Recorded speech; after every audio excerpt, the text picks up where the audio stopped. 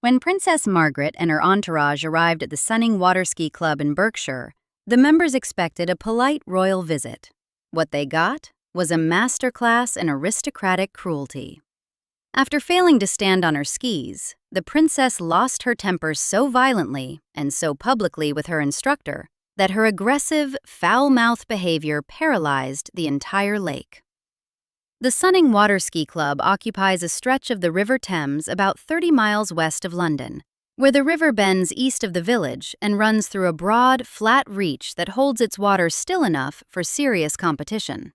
Slalom courses, jump approaches, the kind of technical sport that requires months of specific practice and rewards precision over strength. By the early 1960s, Sunning was hosting national-level events, an organized institution built by people who had invested years in it and had a collective stake in how the afternoons went. On 13 June 1963, British Pathé cameras were present to film the English Open Water Ski Championship. The newsreel still exists. Film ID 1768.02, issue date 13 June 1963, catalogued under Water Ski Champions, held in the British Pathé archive. It shows Princess Margaret arriving by boat with her husband Lord Snowdon, the entourage stepping onto the bank, club officials positioned along the shore. Around them, actual competition. Lance Callingham competing in the slalom event, the kind of technical water sport that requires a skier to read the tow, read the water, and execute under pressure. A separate archival photograph, dated 6 August 1963, and held in the Mauritius Images collection, shows Margaret back on the Berkshire water 6 weeks later, working alongside an instructor. She wasn't there for ceremony. She was there to get better. Barry O'Connell was the president of the Sunning Water Ski Club.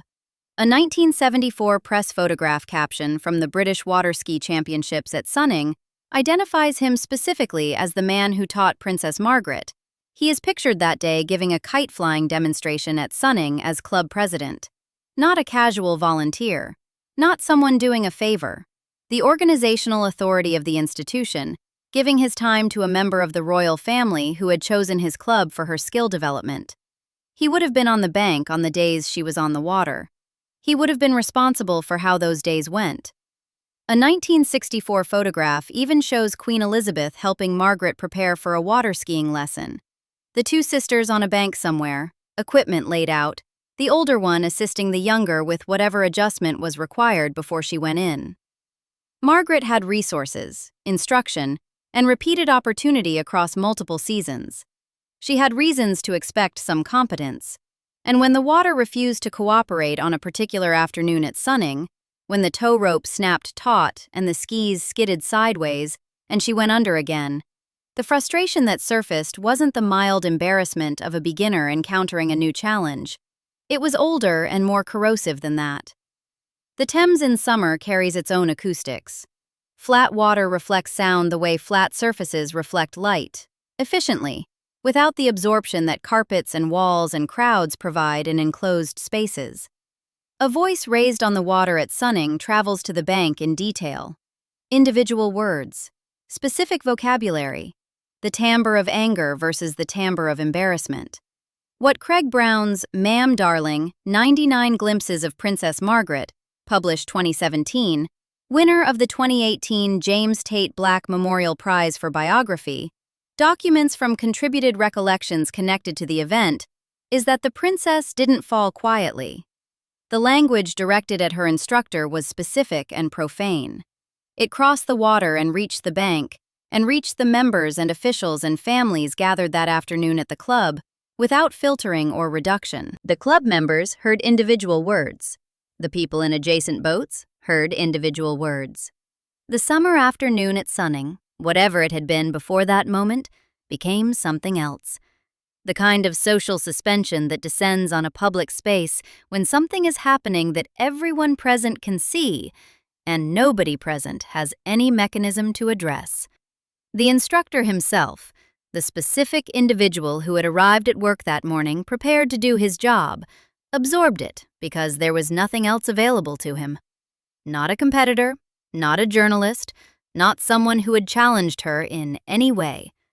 a club official on the water, doing what club officials do, who had become the nearest available target for a frustration he hadn't caused. His options in that moment collapsed to essentially one: absorb the anger, keep his expression controlled, continue.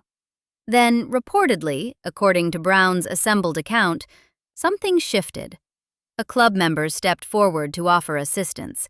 A former military medical officer, described as around 60 years old, who had served in the Second World War. He hadn't come to Sunning that day to assist the princess. He was a member present on his own time, with his own reasons for being at the river that afternoon. But when he saw that the situation had reached an impasse, when the instructor's ability to continue the lesson had been effectively ended by the temperature of the exchange, he volunteered himself. What he knew about the specific mechanics of water skiing isn't part of the record. He maintained his courtesy throughout this. He maintained it while the social temperature of the afternoon was anything but courteous.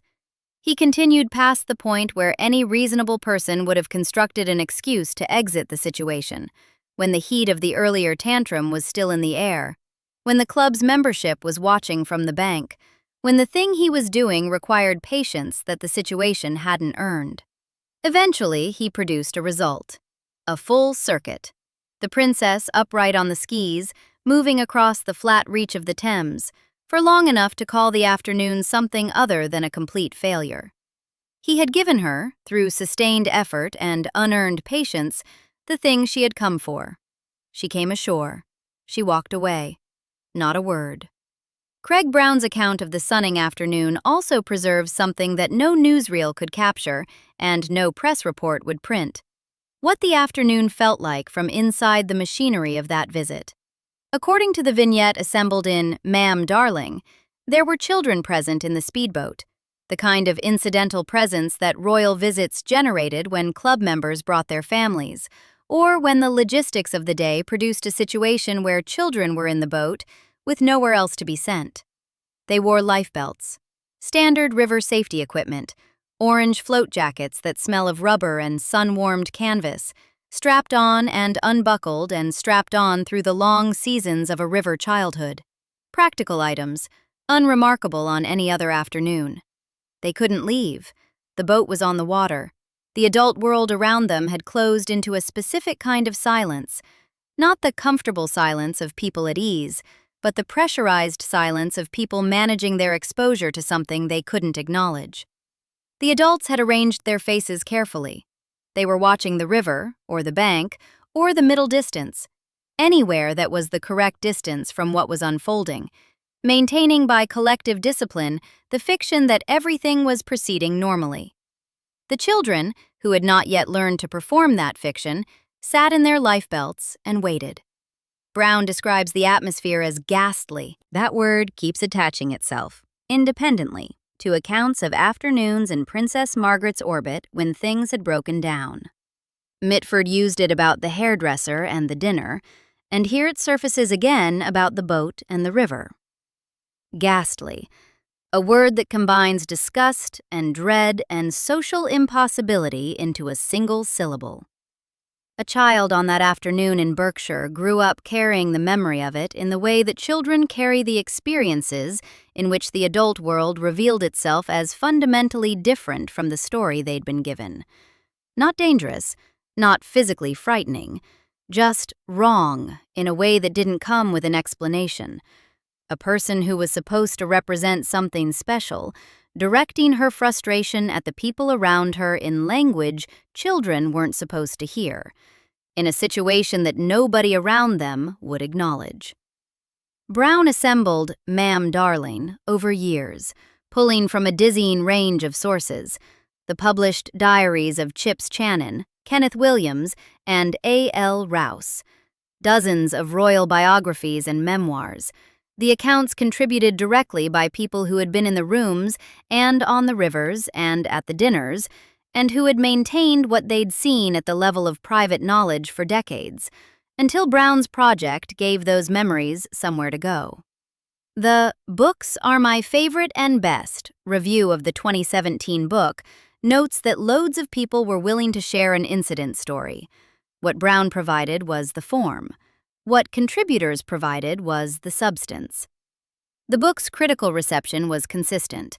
The Guardian's review described Margaret as bossy, petty, and volatile, looked down on and lusted after. The New York Times described Margaret as beautiful, bad-tempered, scandal-prone. The Christian Science Monitor's review called it unflinching, engrossing, and recommended it specifically to fans of The Crown who wanted a deeper look at the sister who didn't become queen. Kitty Kelly, reviewing it for the Washington Independent Review of Books, called it a more searing than humorous look at the scandalous, off-putting royal. None of these reviewers challenged Brown's documentation. None disputed the incidents he reported. They accepted the portrait and debated its tone. The James Tate Black Prize, the oldest literary prize in the United Kingdom, running continuously since 1919, awarded him the Biography Prize in 2018. Not fiction, not satire, biography. What the Sunning Afternoon illustrates, in compressed form, is a behavioral pattern documented across decades by people who had no connection to each other, in settings that had nothing in common except the presence of the princess. Paris, 1959. A dinner party held in her honor. Royal protocol dictated that dinner couldn't be served before she arrived, a piece of etiquette she had grown up inside, fully understood, and knew how to deploy. She arrived late.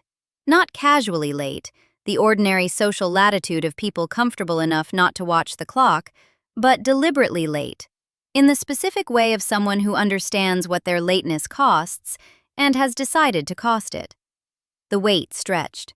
At the dinner hour, Margaret's hairdresser arrived. Nancy Mitford's published letters record what happened next.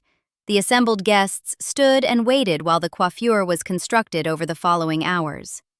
Mitford's description of the result, a ghastly coiffure that had consumed the dinner hour, is precise. The dinner sat. The hosts managed the situation with the professional grace that formal entertaining required. The princess arrived when she was ready. Dinner was eventually served. Nobody said anything because there was nothing to say. At a social gathering, she approached the architect who had done renovation work on Glamis Castle, her mother's ancestral home in Angus, Scotland, and opened with a remark that he had completely ruined her mother's old home. The man had been disabled since childhood. She then asked whether he had ever looked at himself in the mirror and seen the way he walked. Both questions were asked in company. The Guardian's review of Ma'am Darling cites this exchange directly. Other people heard them. The man absorbed both, as people in Margaret's company absorbed things, because absorption was the only option the situation offered. At a dinner party, she met Leslie Hornby, Twiggy, at the height of her career as the most photographed face in Britain. Brown's account, cited in Vogue's summary of his book, records the exchange. The princess asked who she was, and when Twiggy identified herself, the reply was immediate. How unfortunate. Twiggy was around 20 years old and globally recognizable. Margaret was a princess, telling her that her name was a problem. The Vogue article summarizing Ma'am Darling also records what happened when she encountered a woman feeding squirrels in a public park. She walked over and began hitting the squirrels with her umbrella. Brown doesn't editorialize about this, he records it. During dinners that bored her, she and Lord Snowdon played the bread game. Every time a guest said something cliched, one of them would tear off a piece of bread and place it on the table. Whoever had torn off more pieces by evening's end won. This required them to sit at tables organized in their honor and silently score their host's conversation for originality. The Vogue article cites this directly from Brown's research. She told the poet and filmmaker Jean Cocteau, according to biographer Theo Aronson, that disobedience was her joy. This wasn't a moment of self-deprecating wit. It was a statement of orientation, the orientation of someone who had concluded that the rules that governed everyone else were available to her as options rather than constraints. She required "ma'am" from people who had known her for decades. Noel Botham's Margaret, the Last Real Princess, documents this specifically. The requirement didn't apply only to strangers or officials.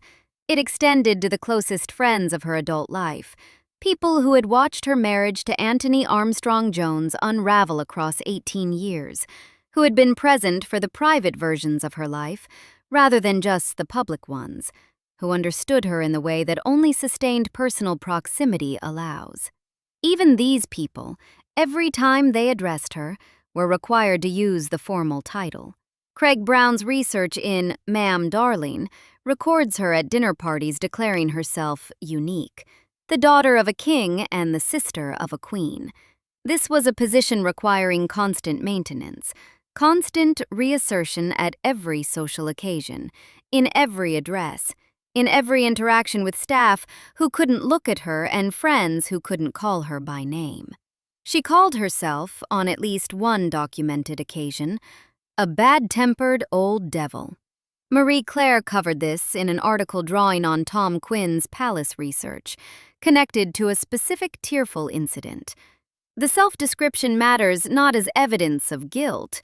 Self-awareness and behavioral change are entirely different things, but as evidence that the pattern wasn't invisible to her. She had a name for what people experienced in her company.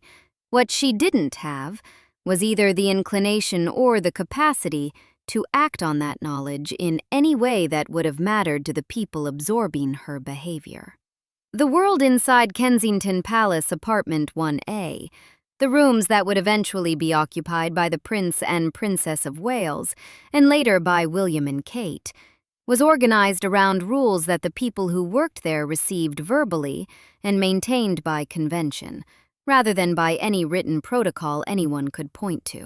In 1955, the daily schedule drawn from period biographical accounts and consistent across multiple independent sources ran like this. Breakfast in bed at 9 in the morning. Then 2 hours of radio and newspapers. The papers read and left. As Craig Brown's research in Ma'am Darling puts it precisely, scattered over the floor, while chain-smoking through both. The newspapers scattered across the floor of a royal apartment didn't gather themselves. The ash from the chain-smoking settled on whatever surface it settled on. 2 hours of this, then a long bath, then the appropriate outfit, then, by 12:30 in the afternoon, vodka. Brown also records, via his research, that she tried to combine the smoking and the drinking by gluing matchboxes onto tumblers, so she could strike matches while holding her glass. This is a literal engineering solution to the problem of hands occupied by both a cigarette and a drink. The permanent attachment of a matchbox to the tumbler, so neither activity needed to interrupt the other. The domestic staff of Apartment 1A worked around the results of this arrangement. The vodka arrived at 12:30. Someone brought it. Someone procured the appropriate glass. Someone assessed what was required and provided it. The former Kensington Palace maid from the 1950s, whose testimony is preserved in Tom Quinn's Kensington Palace, an intimate memoir from Queen Mary to Meghan Markle, described the explicit terms under which she conducted her work. She was instructed not to look at Princess Margaret, not to speak to her unless spoken to. If they encountered each other in a corridor, the maid moving through the apartment, the princess coming the other direction, she was to step aside and look at the floor. Think about the physical mechanics of that instruction. A corridor in Apartment 1A, walls, floors, a certain width, a certain length. The maid and the princess approaching from opposite ends. At the appropriate moment, the maid moves to the side and redirects her gaze downward. The princess passes. The maid may continue. This happened repeatedly, as a matter of routine, as part of the unremarkable daily infrastructure of domestic employment in the princess's household. It wasn't a formal ceremony or a special occasion. It was the ordinary condition of working in her home. This instruction wasn't written down. It was communicated verbally at the time of employment and maintained through the understood requirements of the job. A maid who looked up, who let her eyes meet the princess's eyes in a corridor, who spoke when not spoken to, wouldn't have been formally disciplined. The consequences would have been more immediate. The awareness that she had made the household atmosphere worse rather than better. The awareness that displeasure had been generated. The awareness that displeasure had implications for how long she remained employed. Anne de Courcy, researching for her biography of Lord Snowdon, described what working in Margaret's household felt like from the staff's perspective. The princess's attitude was inconsiderate.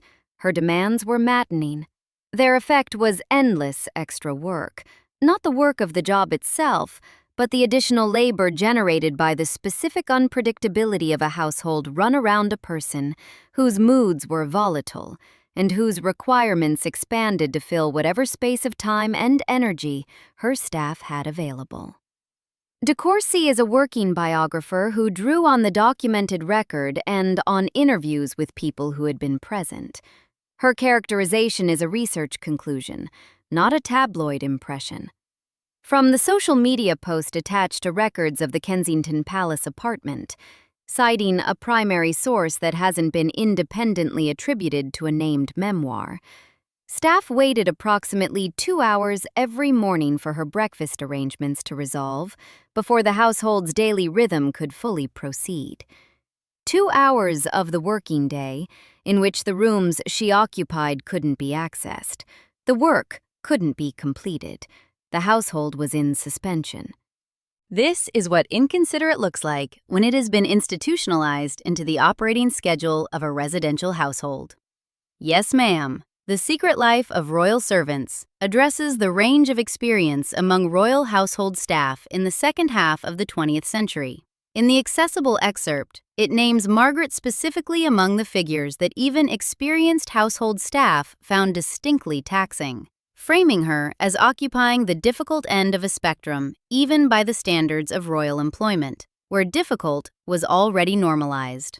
David John Payne, Margaret's footman, eventually published a memoir about his time in her service. The Vox review of Brown's Ma'am Darling notes that Payne's account included long, panting descriptions of her body, alongside the documentation of his professional experience, a detail that conveys something about the particular combination of fascination and proximity that service in her household produced in the people who worked there.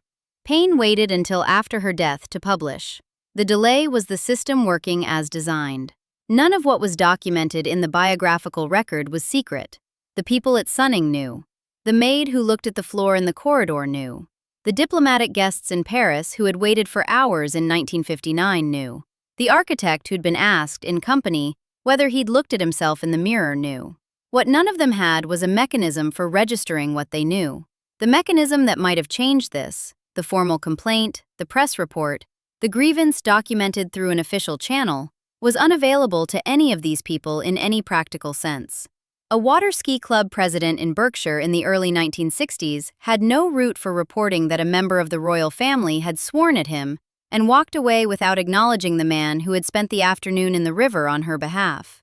The British press that covered royal engagements in that period wasn't in the business of filing dispatches about royal tantrums at sporting venues. The culture surrounding the monarchy functioned as a distributed and automatic system of redaction. Events happened, events were observed, events were then filed under the general category of how things were, rather than the category of events worth recording. Not enforced by any central authority, maintained by the collective behavior of every individual in the system, each of whom understood that the cost of being the person who named the thing was considerably higher than the cost of not naming it. The economic dimension was specific and documented. Royal household staff in this period were paid considerably below the market rate for equivalent work in private domestic service. Royal Sisters, the Anne Edwards biography, states directly that in royal households, private staff were paid far below the average wage for the same job. The prestige of the position, the proximity to royalty, the institutional gravity of working in Kensington Palace, was the currency that made below-market wages tolerable. Losing the position meant sacrificing that prestige, which had been the only real compensation for the below-market wage. Most people weren't willing to make that trade while the household was still operational. The accounts that eventually emerged demonstrate that the silence was never absolute. David John Payne published his memoir. The anonymous Kensington Palace maid gave her account to Tom Quinn.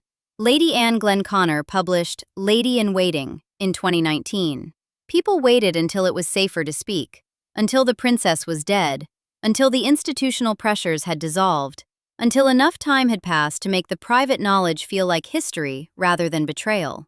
Margaret herself worked on reducing the documentary record in the years when her health was failing. Following her first stroke in 1998, and through the series of strokes that led to her death on 9 February 2002 at King Edward VII's Hospital in London at age 71, she burned garbage bag after garbage bag of correspondence that she had removed from Clarence House, her mother's residence where decades of letters had accumulated.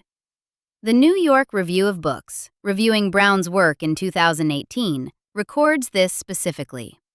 A sustained act of self-editing, pursued through the period when her concern about how she would be remembered had become pressing enough to require physical action. She could reduce the archive, shape the official record, manage whatever could be managed from inside the household. She couldn't burn other people's memories. After her death, the royal family moved with notable speed. The Independent reported in 2014 that her staff were shown to the door with minimal delay, the severance terms undisclosed, the family declining publicly to discuss the arrangements. Staff who had maintained the household through the late nights, the late mornings, the unpredictable social weather, at below-market wages, under explicit conduct requirements, were dismissed when the household ended. The household ending immediately and without ceremony was at least consistent with the operational principle that had governed Margaret's relationship with the people who served her throughout her life. Lady Anne Glenconner spoke in 2019 in an interview with The Guardian about Craig Brown's Ma'am Darling. She called it horrible and objected to what she saw as people trying to damage Margaret's reputation. She didn't dispute its accuracy, she objected to its existence. The horror in her formulation wasn't that Brown had invented anything. It was that Brown had assembled what had been private knowledge, what people had understood privately for decades, and published it in a form the public could read.